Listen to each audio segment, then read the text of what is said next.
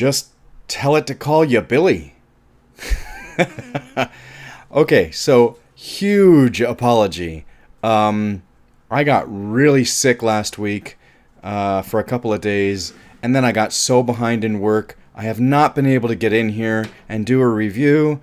This is way late, and I just haven't sat and watched a movie to review. So I decided what I wanted to do today is take a handful of, because it's October, a handful of horror films that I like, that I enjoy watching for one reason or another, but probably would never do a full-on review. Why? Because not necessarily that it doesn't deserve it, but that people probably wouldn't want me to ramble on about this particular film, or only this particular film. So I wrote down a handful of films that I love as far as horror films love. Okay. I like, I enjoy, I have in my repertoire, I own all of these films that I'm going to talk about, and just wanted to say some things about it and get a video out, and hopefully soon I will be getting a video, an actual review of something real soon. So without further ado, the quote came from Creepshow. Okay, let's look up the year. I think it's probably 82.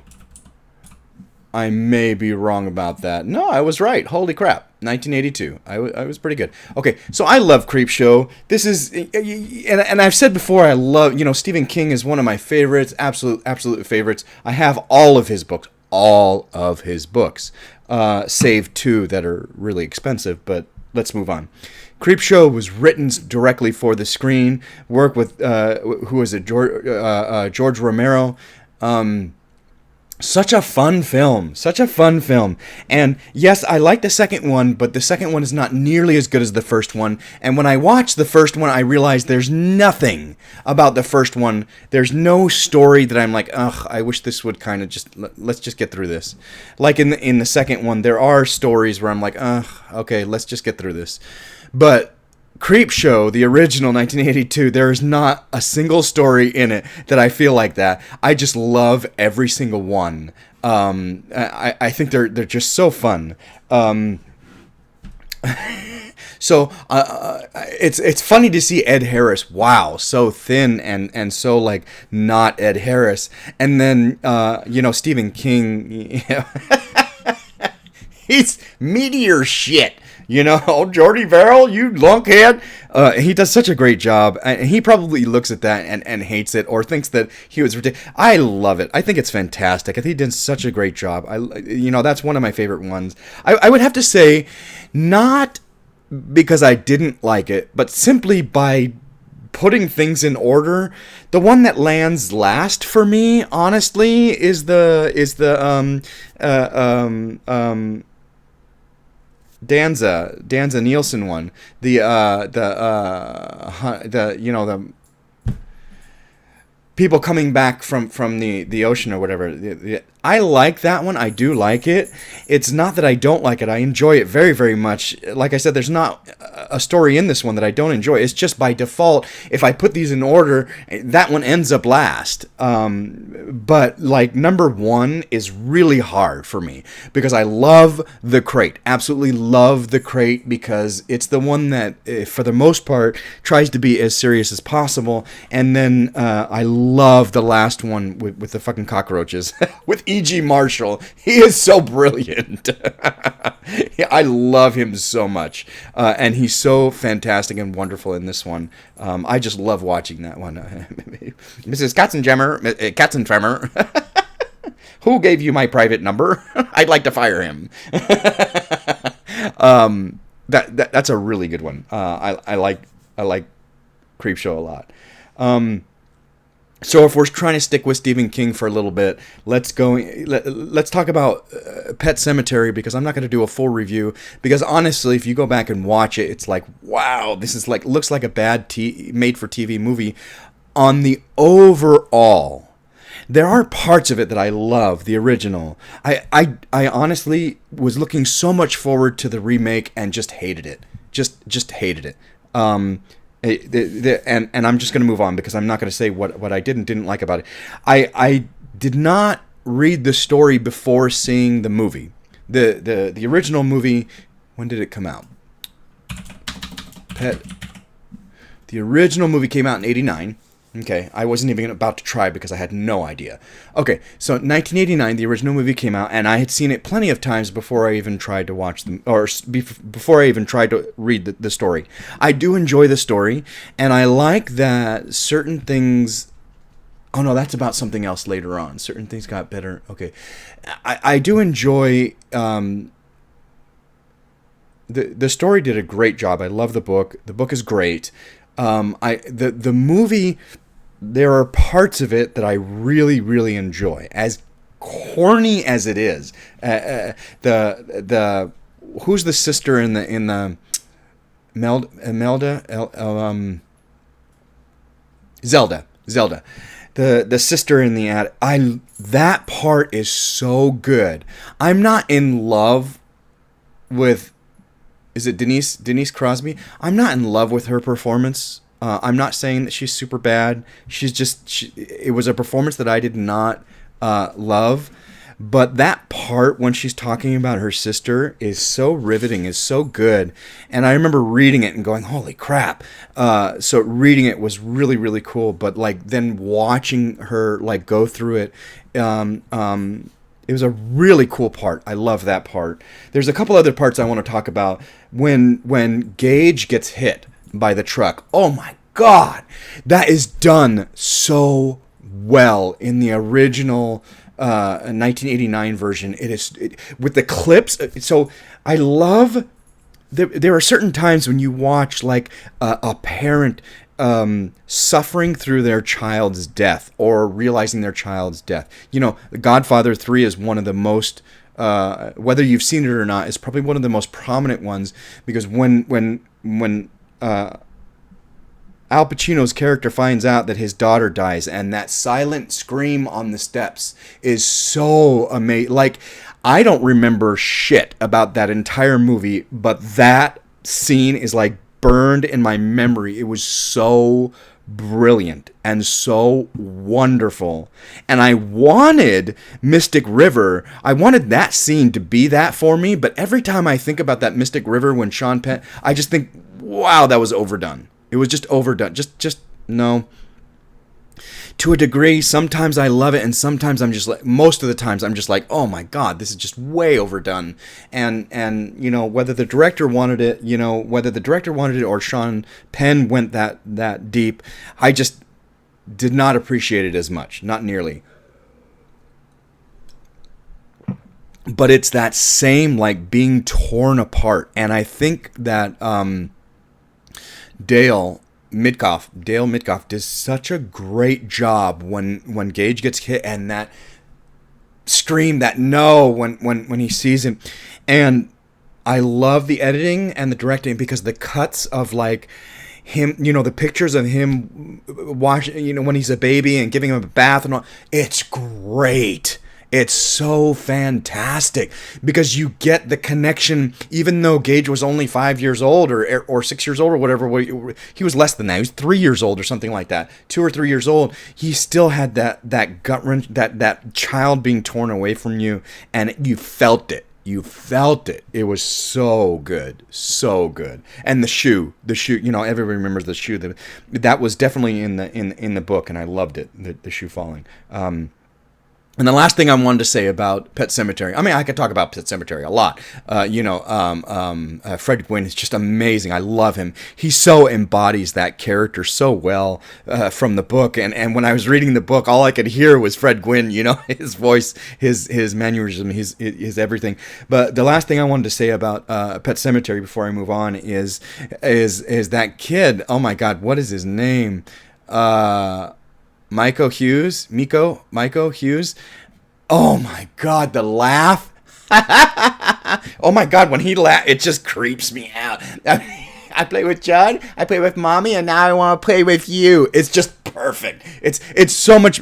Yeah, To me, I'm a huge Schwarzenegger fan, and Kindergarten Cop was such a great movie, and his role in Kindergarten Cop is brilliant, and you never forget that line, you know, boys have a penis, girls have a vagina. But honestly, it's Pet Sematary. Every time I think of Pet, I cannot. That's the role. Like, he was brilliant, and he was 3. Like, I don't know exactly how old he is. I could probably look it up, but oh my God, like, brilliant, wonderful performance. And then no fair. Oh my God, it's so great. It's so great. Okay, so one more Stephen King. I think I have another Stephen King later on, but let's say, because Stephen King is my favorite, let's talk about Thinner real quick. Thinner was the first book that I ever read of Stephen King. I borrowed my dad's copy at one point. I think I was probably 13 or maybe younger. I know I was in junior high. And I borrowed his copy. It was probably the first book that I really wanted to read on my own. You know, most people remember that's the first book I ever wanted to read on my own, and wasn't, told by school or a project or something that I had to read it. And the first book that I remember reading on my own, picking up and reading on my own, was my dad's copy of Thinner. And oh my God, it blew my mind. I remember taking it with me to the library after school, waiting to be picked up, and would be reading it, because where I lived, the junior high was literally right across the street from the public library, and so I would go over there and wait before I got picked up, because my other siblings were in high school, which was across the street from that. Everything was really close. I grew up in a small town, so I would be waiting to get picked up by my mom. Probably by my mom. A lot of times we walk, because it really wasn't all that far away. Maybe that's what I was doing. I feel like I was waiting to get picked up. I remember getting picked up at the library multiple times. Anyway, I would sit there and I would read my dad's copy of Thinner, and I wasn't going there to rent anything. I was going there to read that book. It was so great. And then years later, when the movie came out, I thought they did such a great job of even though it didn't have a great budget behind it, I think it does a great job of following the story and telling and creeping me out. I love it. I love the special effects in it, how he gets thinner. I love it's really, really good. And it's not like super high quality. It's not Batman Begins. It doesn't have billions, millions of dollars behind it. It didn't have millions of dollars behind, but it still was, in my opinion, a great movie. And I enjoy watching it over and over. That's a nostalgic film. Like Secret Window is another. Totally, I'll just watch it over and over and over and over. Total nostalgic factor. Oh, I forgot to show you. I'm not wearing my unpaid shirt. I'm wearing my favorite horror film shirt. Horror shirt. Oh my God, I have it. That's my dog's hair, all over me. Anyway, I love this shirt. One of these days I won't be able to wear it anymore, but I'll have to rebuy it. Anyway, moving on from Stephen King. 28 Days Later. I think somebody told me about this at one point.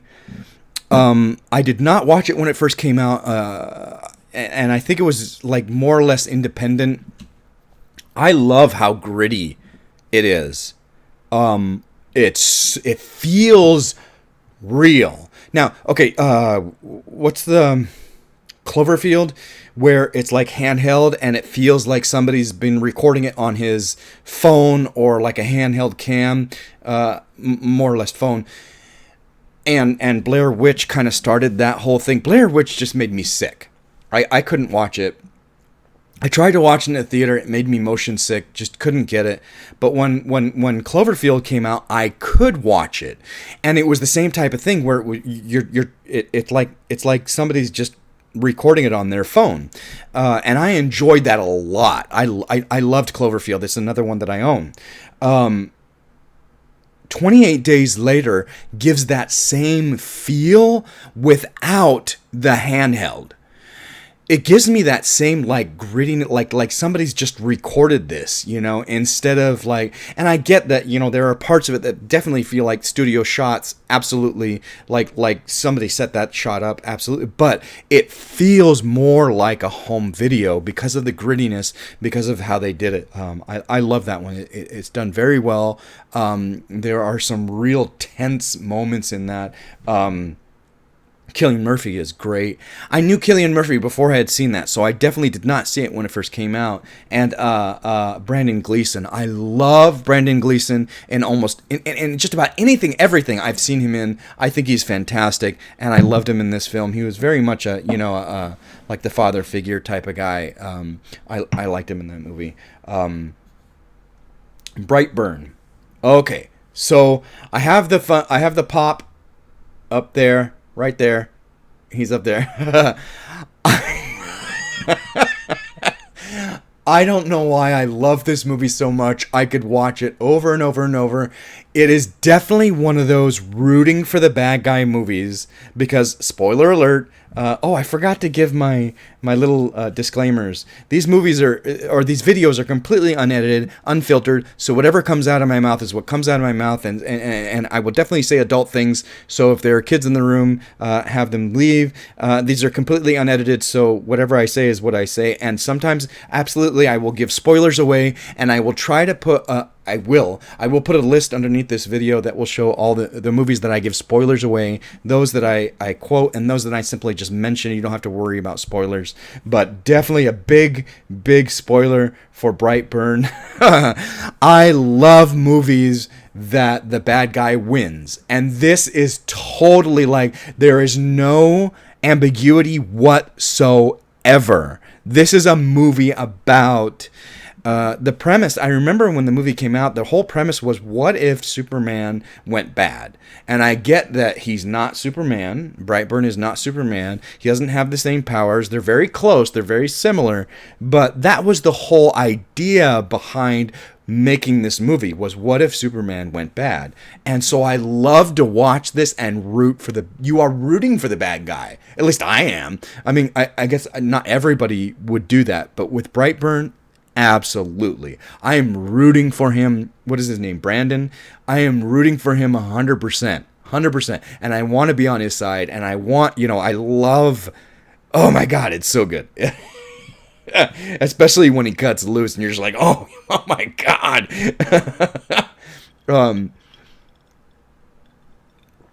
And probably my absolute favorite scene in the whole film, the absolute favorite part, is at the very, very, very, very end, and he's just sitting there eating a cookie.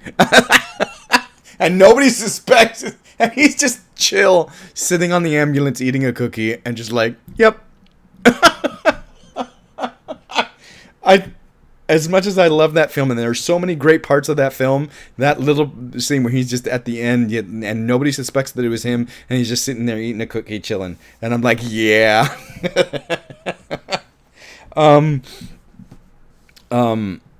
Really love to root for the bad guy. Okay, so we got to bring up, even though there are certain movies that people go, okay, is it really a horror? Is it not a horror?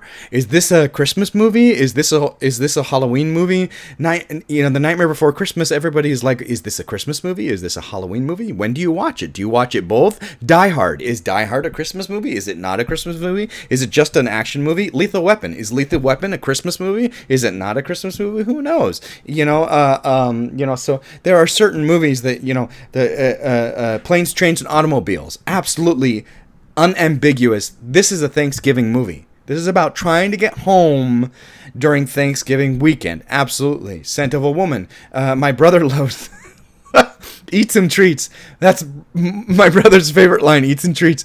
So, yes, Scent of a Woman it takes place over Thanksgiving weekend. There are very few Thanksgiving films, and so that really is the holiday film. So, why did I go off on that tangent? Oh, some people don't like it. Is this a comedy? Is this a horror? Is this a seasonal film? Is this not a seasonal film? So, just Evil Dead, the original. I love it. I think it's ridiculous and campy and fun. That and I love that the first one really tried to be a horror and failed miserably, and 2 is just like off the hook, like James, like Jim Carrey in The Mask times 1,000. It's like insane, and Bruce Campbell is brilliant. There are 2 people in the world that I have been able to watch and feel convinced when their own hand tries to kill them. And Bruce Campbell is one, and Jim Carrey is the other. They are the only 2 people that in this world that I have seen that can successfully make me believe that their own hand is trying to get them.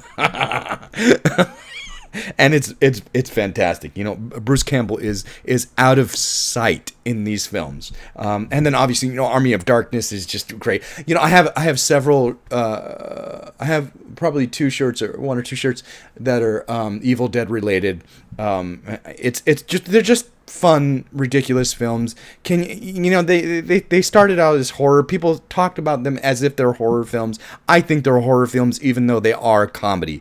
They are absolutely both. You know what? Honestly, let's check. Let's see what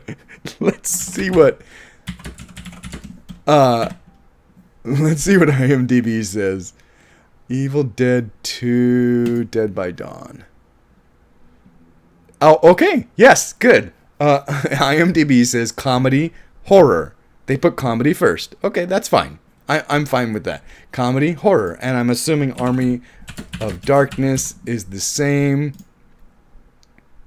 Yes, comedy, horror. But, okay, the real test is, what do they classify Evil Dead as? 1981, Evil Dead, horror. Yeah, okay, yeah, that makes sense. Yes, okay, good. They categorize them as I would categorize them, which is great. And I love these films. They're just, you know, great. Nostalgia, wonderful. Moving on. The Hitcher. Okay. I've talked before how I would love to be able to sit like Mystery Science Theater 3000. Is that what it was called? That guy did it for so many years. I should probably. Yes, Mystery Science Theater 3000. I wanted to get it right because, I mean, he put a lot of money and effort and time into that. I should get it right. So anyway, I would love to do one of those type of things where I'm watching The Hitcher and react to it. Because there are so many little things I would love to talk about that pop up when I'm watching it that I don't necessarily remember when I'm not watching it, but it literally, like, the whole beginning is so brilliant and so suspenseful. If I don't tell you at all what the movie is about, I just put the movie in and you just watch it or see Thomas Howell. If you can get past the fact that it's made in the 80s. I know some people 86. I know some people, have a problem with watching films that are, made, decades ago. And to those people, I would have to say, get over it. Because there are brilliant films that, and if you've been listening to my channel, I'm shocked sometimes when I watch a film from, the 60s, the 50s, the 70s, that blows my mind today. It's fantastic. The Hitcher is another one that I find wonderfully made. It really isn't that long, an hour 37, wonderfully made, and the tension, and I feel like, well, maybe it's kind of dated because nowadays he would have a cell phone, but regardless, here is a film, and I'm going to talk about another film because it's kind of connected, another film on my list. Here's a film where, unfortunately, I don't think Rutger Hauer has ever won an Academy Award. I should look that up.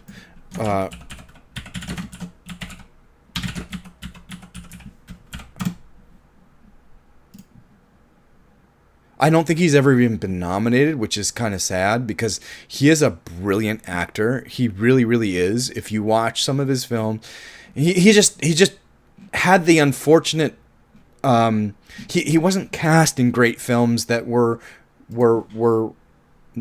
recognized by the Academy. Excuse me. No, he wasn't. But he is a fantastic actor. And if you just watch him in some of the things he does, even the small things he does, like Batman Begins, even the small things he does, he really takes on, and oh my God, Sin City. I've got to review that one day because that's so gorgeous. But he has a very small role in Sin City, but he really takes on his character 1,000%, and you believe him every single time.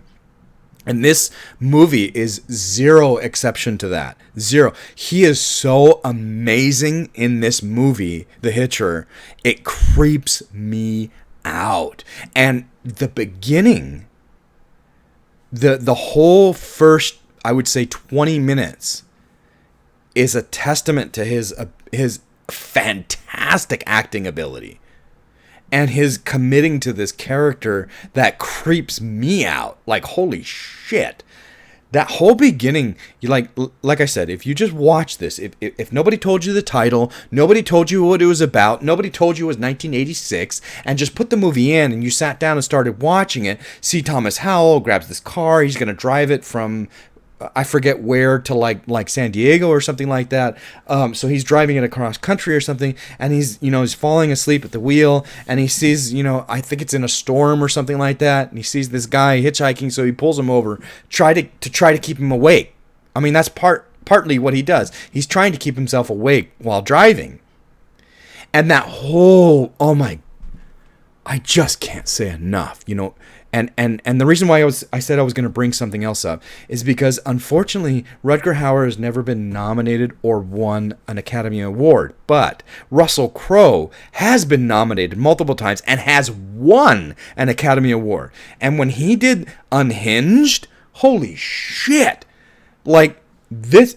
I watched Unhinged for the very first time with my friend, David. I watched it with him. And I said, this is what you get when you hire an Academy Award winner in a horror film. It is great. It is great because of that actor's ability to take on that character. And I feel like The Hitcher is that as well. Both Unhinged and The Hitcher are both based on a storyline that is so plausible, absolutely relatable and plausible, 100%, 1,000%. And you have this actor playing the bad guy, the protagonist, that is a wonderful caliber of an actor, and you're just like, holy shit. This is not like Brightburn where you're rooting for the bad guy. This is definitely like, Freddy Krueger, where you're not rooting for the bad guy and you're afraid of the guy. And he is so amazing. So both films, Unhinged and The Hitcher, are relatable because, like I said, they're believable, relatable, and have a main bad guy or main protagonist who's amazing. So I would say if you saw Unhinged, which was only a couple of years ago, I'm going to look it up, 2020, so it was 3 years ago. If you saw Unhinged with Russell Crowe and you liked it, you enjoyed it, you loved the tension, you watched it again, I would say check out The Hitcher. Because even though it's not the same story, it definitely is not, it is the same believability, the same realistic, the same like tension, and a fantastic protagonist. Whoa! Am I saying that right? I'm sorry. It's not protagonist, antagonist, right? I've had 2 drinks. Antagonist. Okay, not protagonist. They are both fantastic antagonists and wonderful actors.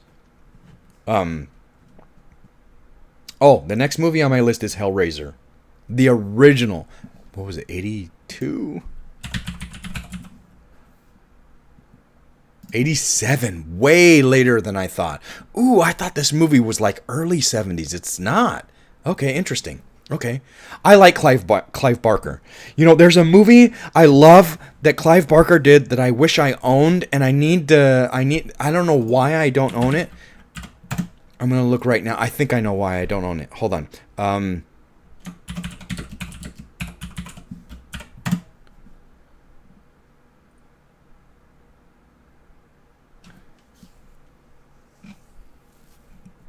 No.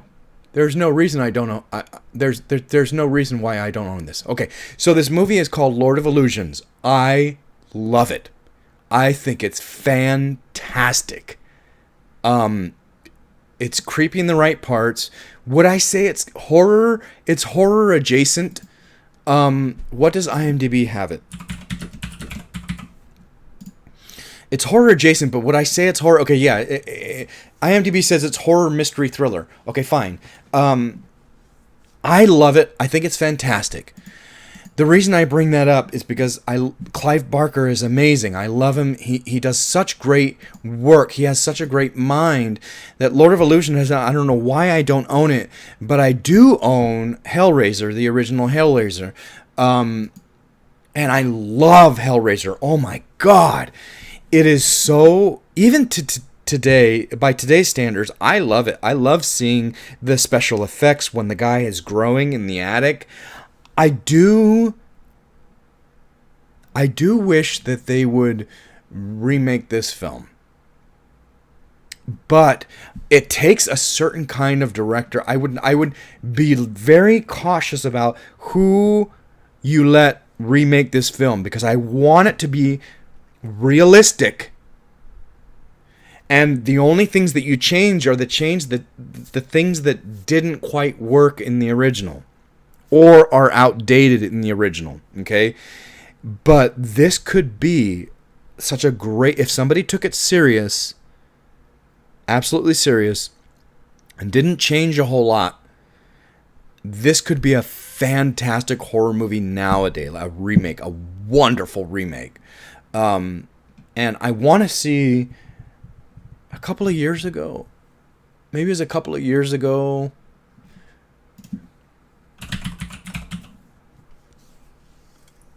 didn't a couple of years ago they did it, and it was a woman, Pinhead was a woman, was played by a, yes, 2022. I have not seen that one, and I need to watch that one. Because Pinhead / Riley / whatever is played by a female an actress, and I would really like to see that one, to see what they did with it. But I love the original because of the storyline. The storyline is brilliant. I love it.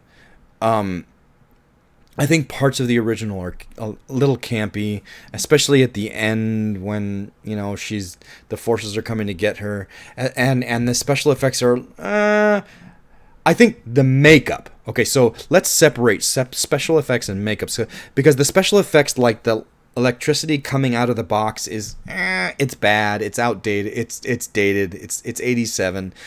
The makeup is brilliant. I fucking love the makeup. I love the realness of the body reanimating in the attic. I love that. I love the look of that. I think, excuse me, if you stayed away from computer, we could make that look so great today. Just get some people. Oh my, Stan Winston.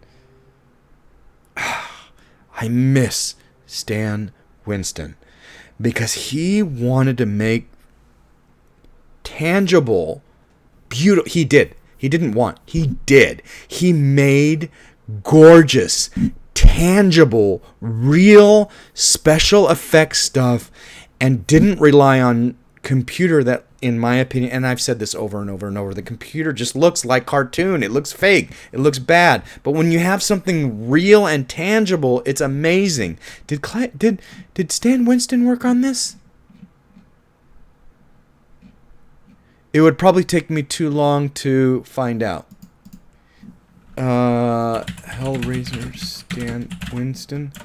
Did he do this?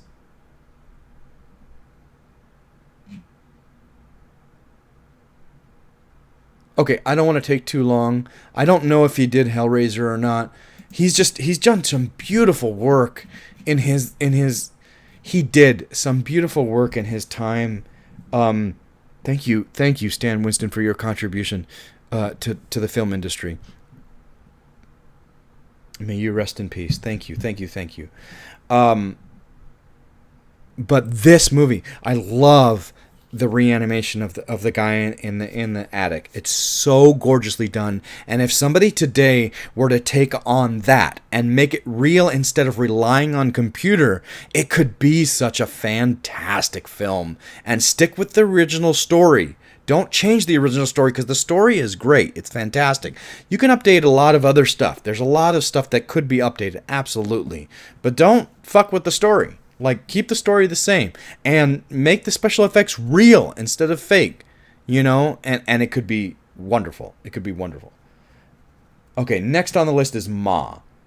And the only reason why I bring this up, and I think the only reason why I bought it, because I do own it. Like I said, I own all these films that I'm quote unquote reviewing.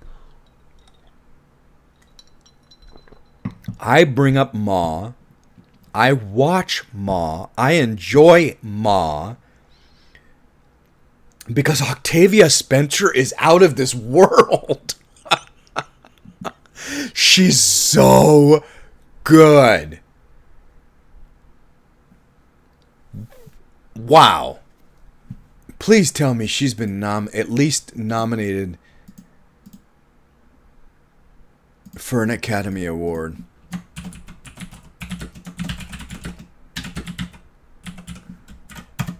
Did she win?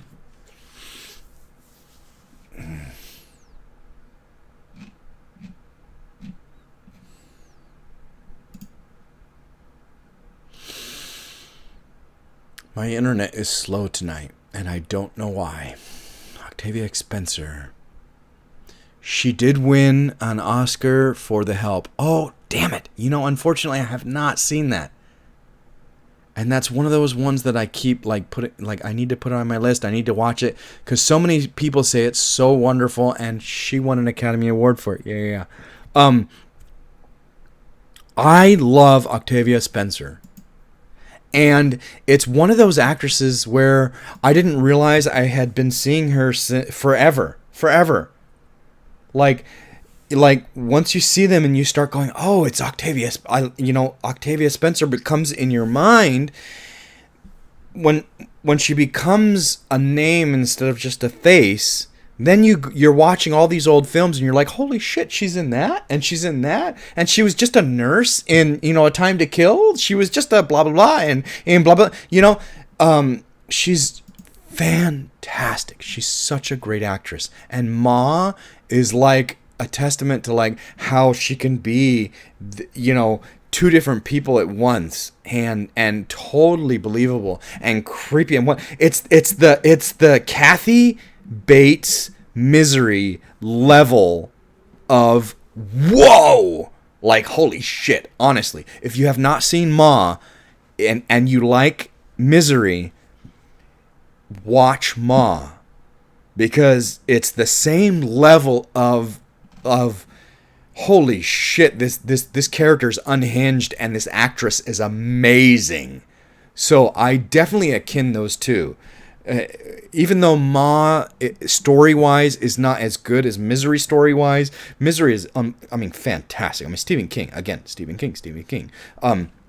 So the story level of Misery is far beyond the story level of Ma. The directing of Misery, Rob Reiner, is so beyond Ma. But the acting level, Kathy Bates and Octavia Spencer, wow. Like, absolutely. Watch it for the acting. Brilliant. Brilliant. So much Stephen King. I am sorry. I just love Stephen King. I'm sorry. Oh. Okay, so let's just do an impromptu real quick. Before I move on, let's just do an impromptu. I want to talk about Texas Chainsaw Massacre. Because I read this book, and I have it on the shelf somewhere. Oh, it's up there. Right there, orange. I read Quentin Tarantino's Cinema Speculation. I loved it. And I got a list of movies that I wanted to watch because of what he said about them in that book.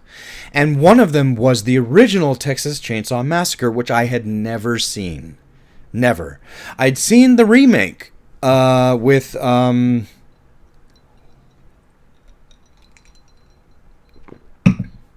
who did the remake? Was it Jessica Alba? And Jessica Alba and Balfour? Eric Balfour.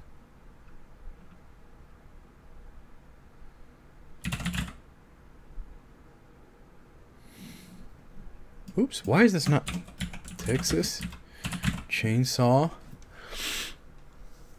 Yes, Jessica Biel, not Jessica Alba. Jessica Biel and Eric Balfour, right? Yeah, Eric Balfour was in it. Anyway, and Arlie Ermy. Oh, I fucking love Arlie Ermy. I had seen the remake, but had never seen the original.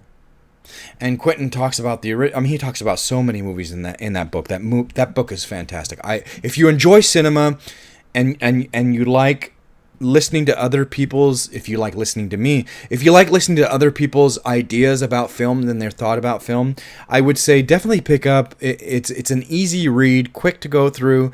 Quentin Tarantino's book. I think it's wonderful. He does unfortunately stick with like an era of film that impacted him. So you're reading about a bunch of films in the 70s. That's the only critique I would say. Like, that's the only thing that sucks. He doesn't move on. He doesn't talk about... Anyway, one of the movies that he got me to watch was the original Texas Chainsaw Massacre. And while overall I didn't think it was fantastic, the brother annoyed the fucking shit out of me. Like, the handicapped brother annoyed the shit out of me. I wish he just... that character was... write it different. Get him out of the book. I hated him. He annoyed the hell out of me. But maybe that was the point. I don't know. I don't get it. I didn't watch it back in the 70s. What I loved about that film is that it shocked me multiple times. The grittiness and the abruptness of the first Leatherface and kill and drag, and like, holy shit, it disturbed me. I had not been disturbed that way in a long time, and just to see it, I had to rewind it and watch it again. It was so... I was like, is that real? Or is that a stunt double? Holy shit, that's so well done. I had to rethink. Is that real? Or is that a stunt double? Are those stunt workers, or is that real? It was that well done. So I just wanted to stick that in there because I don't know why it popped in my brain, but wow! So if you really want, there are parts of that film, and it wasn't just the first one. It was when he picks the guy up and sticks him on the hook. Absolutely, whoa!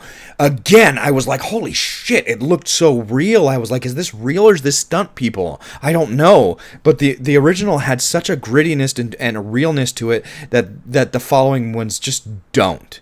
The following ones, you can tell this is fake. This is like my mom told me, movies are fake. Okay, these are fake. The original, there are parts to it that just doesn't look fake. Like, you really have to watch it and go, is that real or is that not real? It's really well done. Okay, so impromptu over, move on with my list. Needful Things. I was blown away when I finally read the book. Holy shit! And I went through that book so quick because I loved it. I didn't know that it was one of my dad's favorites. I didn't know. And when he passed away, there were several paperbacks that I got when he passed away. Thinner was one of them, which is the first book I ever read, which is literally on my up there on my shelf.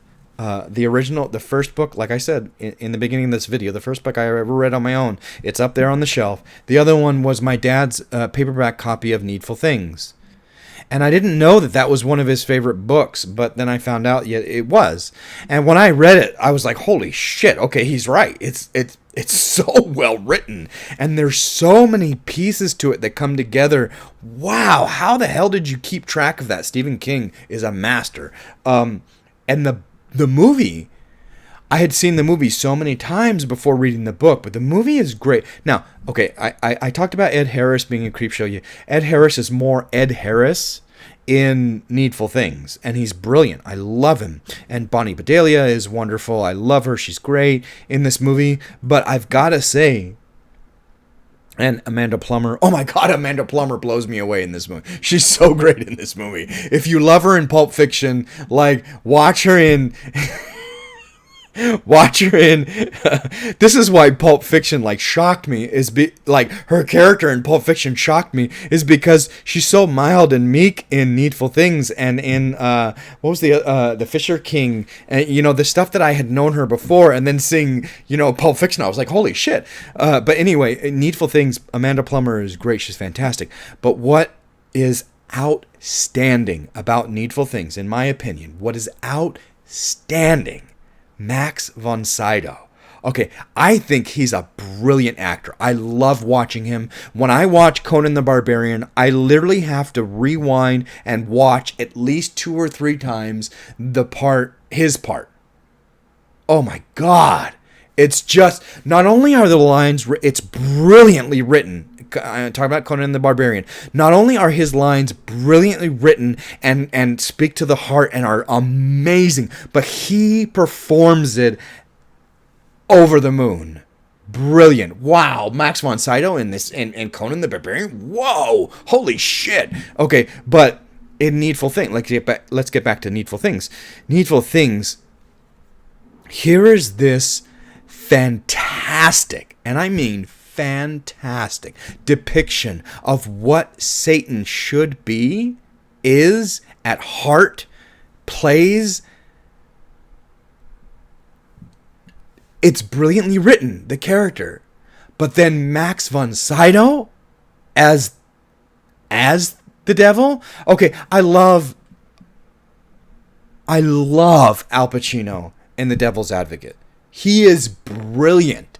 And it is a very, very good depiction of a modern day, devil, Satan. Yes, I think he's great. If he had to assimilate to modern day, absolutely.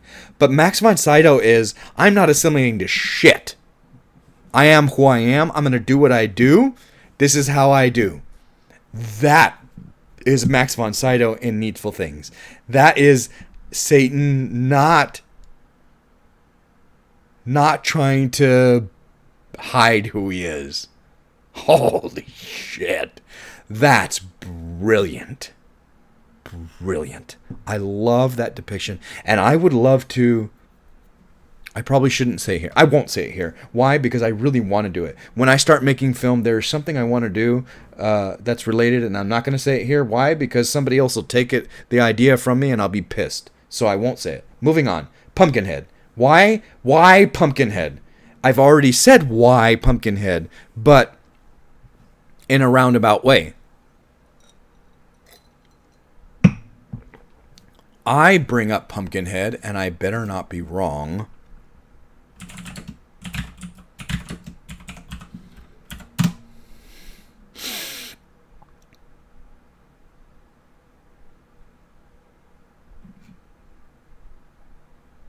I'm not wrong. I knew I wasn't wrong, but sometimes I hate putting corrections in my videos. Correction, I fucked that up because I thought it was blah, blah, blah, blah, blah. Okay. Stan Winston did such an amazing... I think Pumpkinhead is one of the most beautiful examples of his work. Alien. Okay, why do I bring that up? because the next movie that I'm actually gonna review, I had on my list to review. The next movie was Alien. It's on the poster. It qualifies in the book. Blah blah blah blah blah. Stan Winston. When I think about his work, there are like 4 examples maybe that the first thing I think Stan Winston, that's what I think of. Alien. Oh, God, wow. Pumpkinhead. Whoa. Like, just look at the creature is gorgeous. Gorgeous. Predator. Oh. How can you not? How can you not? To this day. And Terminator. I know people don't realize it. Terminator. Yes. Those are the 4 absolutely come to my mind right away. Stan Winston, I think about Alien, Pumpkinhead, Predator, Terminator. Those are the 4. And he has done so much more than that. So much more than that. But the whole reason why I'm being a Pumpkinhead, I like it. It's a great story. Henriksen does a great job. I wish that they, there are certain movies like Hellraiser, like Pumpkinhead, that are dated. I wish they would remake them, but I wish they would remake them true to the original. Just update it, because I would love to update it, because there are pieces of the original that just don't. Anyway, Pumpkinhead, the creature is gorgeous, fantastic, wonderful, creepy, scary. Holy shit, I would love to have. Anyway, moving on. I keep going back. I love Stephen King. I keep going back to Silver Bullet. Absolute nostalgia. Absolute nostalgia. I just love watching it. I don't care how. The book is tiny. Hold on.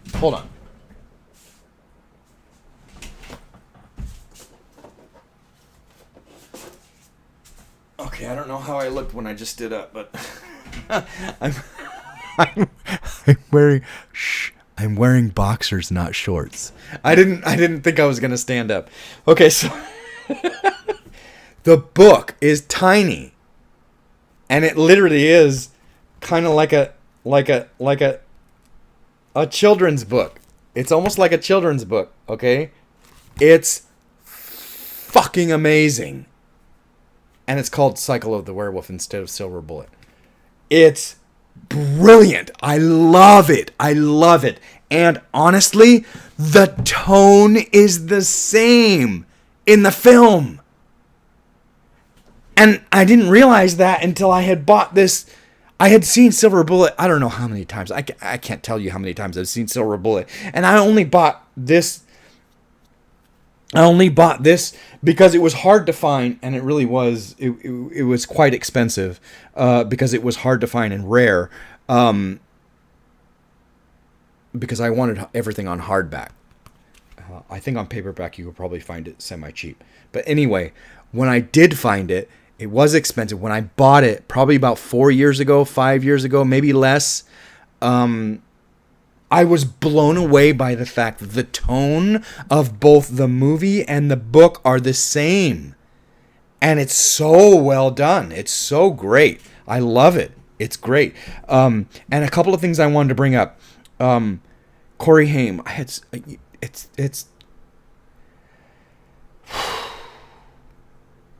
had a huge crush on him when I was a kid. Absolutely. I watched everything he was in. And it was so sad when he passed. And to hear how he was abused, and Corey Feldman talks about how he struggled with how he was abused in the film industry. It's so sad. It really is. And I wanted to bring that up just to pay my respects to. Thank you, Corey Haim, for your contribution to the film industry, because I have several of your films. I have a lot of your films. I probably have too many of your films. I don't have all of them. The Lost Boys. I wish I had The Watcher, because that was wonderful. Furface. I love. Sometimes I call my dog Furface because of that. And I did read that book too. Great book. Dean Koontz. Okay, moving on. Another thing, the last thing I want to say about Silver Bullet is it Grady or Brady? Now I can't remember. I can't remember if it's Grady or Brady.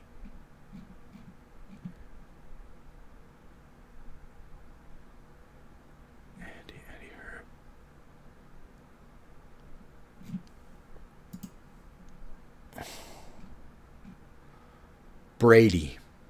Okay. Brady's dad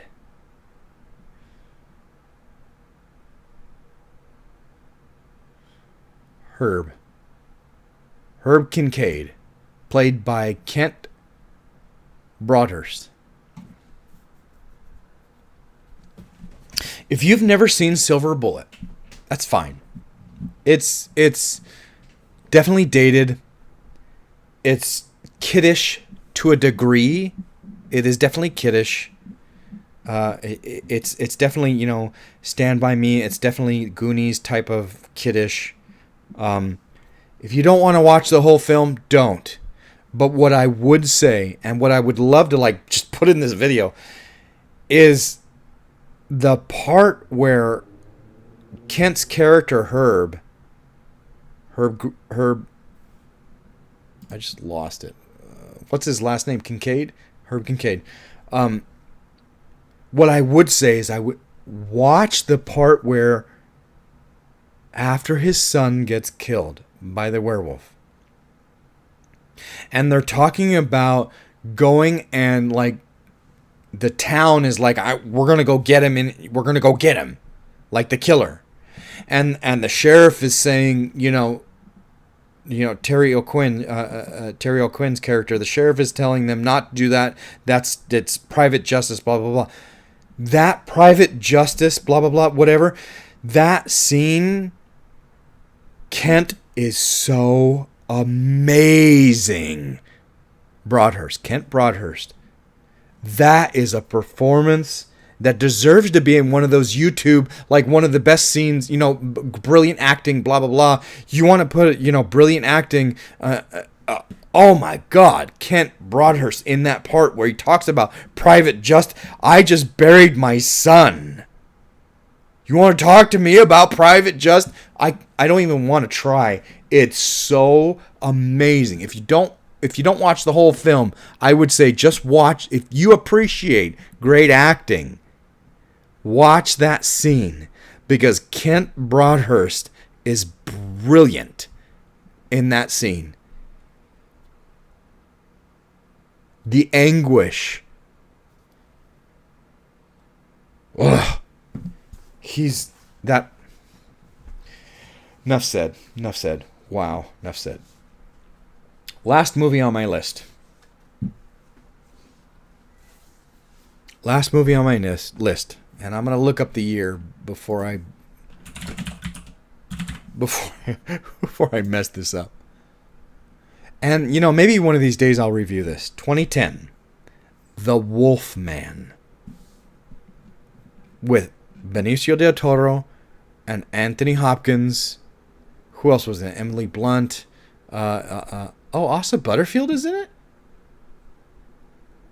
I didn't know he was in it. I have a huge crush on him. He's so cute. Asa Butterfield is in it? I didn't know he was in it. Wow. I should watch it again this year. I don't know if I watched it last year. I might have. Anyway. The Wolfman. 2010. Benicio del Toro. Anthony Hopkins. It is gorgeous. Cinematically, the cinematography is absolutely gorgeous. Blows my mind. The colors, the shading, oh my God. This is such a gorgeous film. And it is not a werewolf. It is the Wolfman. It is the Wolfman. Okay, it is a very different look. And Benicio del Toro, I mean, you're talking about two Academy Award-winning actors, two amazing Academy Award-winning actors, Benicio del Toro and Anthony Hopkins, father and son. And wow, I probably should review it because it really is a gorgeous film. It won an Academy Award? Holy shit.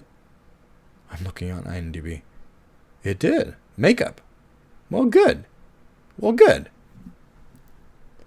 But aside from the cinematography, the gorgeous coloring and the shading and everything, the lighting is brilliant. Aside from that, I really have to say, so American Werewolf in London used to be one of my favorites. I used to watch it all the time. You know, the Bad Moon Rising, and he's changing, and it's so great. I used to love that. Like, that was one of the best changing scenes from human to werewolf ever. I mean, fuck Twilight. Like, that's just disgusting. Okay, moving on. Ugh. But when you're talking about brilliant cinematography, brilliant makeup, brilliant acting, you know, American Werewolf in London used to be my favorite. Absolute. I used to love that change scene. I used to watch it when he's burning up. Oh my God. And then, you know, Bad Moon Rising, and then he slowly changes and changes. It's brilliant. But when I saw the Wolfman and that change, I will kill you all. And he, and you hear the bones break and move. Oh my, whoa. It blew my mind. And it still does to this day. No joke. Every time I watch it, because I try not to watch this one. This is one of those films I try not to overwatch because of certain aspects. There are certain movies I don't want to watch over and over and over because there are certain aspects I still want to be caught off guard, and that change scene is one of them. I want to be caught off guard because it's so gritty and wonderful and real, and like, even though it's computer, it's amazing. If you like werewolf stories, if you like the Wolfman, if you like great cinematography, if you want to see a brilliant man to wolf change, 2010, The Wolfman. Absolutely. Okay, so this wasn't 100% a review of one single movie. I wanted to get a video out there because I've been so busy and things have been just going crazy. I don't know when the next time, I got so sick and so busy with work. I don't know when the next time I'll be able to watch a movie, make a review, which will be Alien, and then Aliens, and then Alien 3. Unfortunately, I don't think that Resurrection is worth a review. I may talk about it a little bit, but just not worth it. But Alien, Aliens, and Alien 3, or Squared, or however you want to say it, those definitely deserve reviews. And I will do those hopefully soon. But I wanted to get you a video about me talking about horror films because it's October.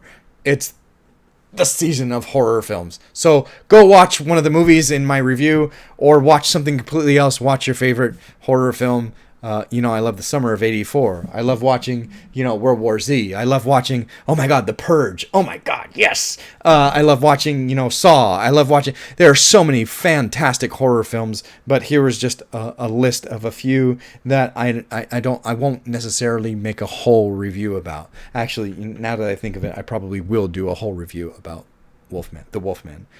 Okay, anyway, thanks a lot for listening, and I'll get you a video out of a specific movie review soon. Thanks a lot. Talk to you soon.